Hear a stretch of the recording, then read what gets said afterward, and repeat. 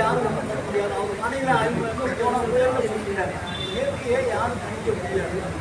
இன்னைக்கு கரெக்டாக பார்த்தீங்கன்னா சாயங்காலம் புயல் கரையை தொட்ட பிறகுதான் நம்ம ஒரு சமம் சொன்னாங்க.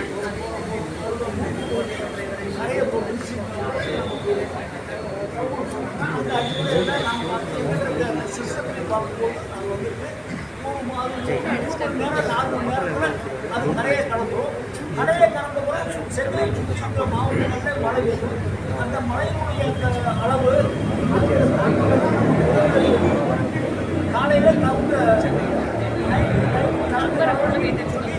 மாவட்ட ஆட்சித்தலைவருக்கு விட்டுருவோம்.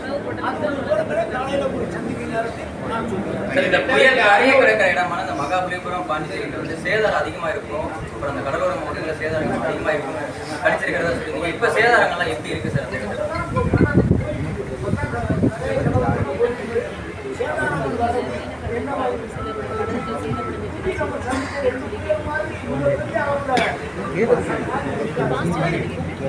மழையினால் வருகிற சேதம் நம்ம சென்னையிலே